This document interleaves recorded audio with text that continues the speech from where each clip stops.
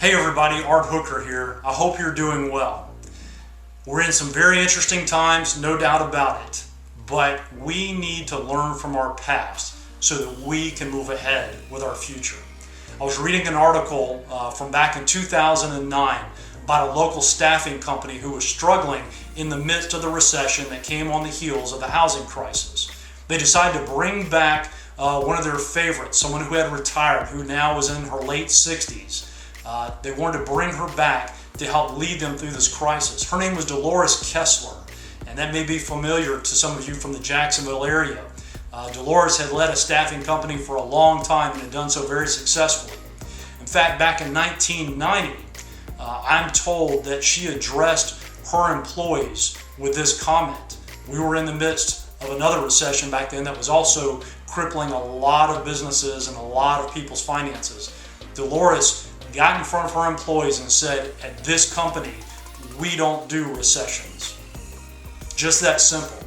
Now, it took a lot of work to back that up, but she made it clear that they weren't going to sit around fretting and worrying about what could happen. They were going to make things happen. Yes, we have to deal with this virus. Yes, there is still a threat. But I also just finished watching a news conference with Governor Cuomo from New York. And if you'll remember, just a few weeks ago, he was asking for 30,000 ventilators so that hospitals would not have to decide who gets a ventilator and who doesn't. He just announced that they are now taking some of their ventilators and sending them to other states. New York City has been a hotspot, no doubt about it, and they have struggled to stay ahead of the curve. But even by his own admission today, they are past the worst part of this. That's a great thing. I don't know where you're watching this from. If you're in Northeast Florida, I can tell you you've already seen the articles and the news stories about one local hospital that's having to furlough their doctors, furlough their health care professionals because they don't have enough work for them. Other people that I've talked to who work in ERs around this area have said, look, we don't have enough work. They're asking us to give up some of our shifts so that other people can work. That's a great thing. I'm glad that we haven't been overwhelmed. But that was the reason for flattening the curve, to make it where our healthcare system wouldn't be overrun like it was in Italy. We're past that time. We've got to start looking towards reopening this government sooner than later, reopening our businesses sooner than later. I know it can be scary. I know nobody wants to get sick. I know we still have to protect those who are vulnerable, our older folks, or folks who have underlying health conditions. But understand this, we must get going or we are going to cripple this economy in a way that we will not recover. That stimulus check that you received, fantastic. There probably won't be any more of those. That's not going to keep you going. A job will keep you going. For churches, you guys have been great about being compliant with the wishes of our government of doing things online. Great online services, amazing stuff at Easter, but here's the thing. That won't last for long. So right now, don't wait for the government to tell you when you can reopen.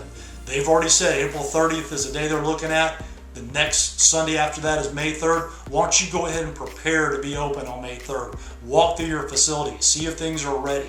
Meet with your leadership. Find out if everybody has a plan in place so folks can pull up in that parking lot, walk through those doors, never have to touch a surface, and make it into their auditoriums. And have a worship service together.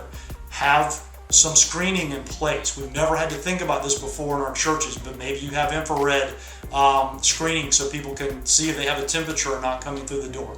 All these things are so important. If you plan now, then you won't be that church a month from now, 2 months from now that's wondering how you're going to make payroll or how you're going to keep the lights on. You'll be back up and running. We don't wait on the government to tell us when we can go and worship together. We decide that. If you have a legislator or if you have a governor who's not being fair in the way they are putting together their executive orders, like Michigan. They have a governor right now who says you can go to the store and you can buy toilet paper, but you can't buy seeds if you want to plant something.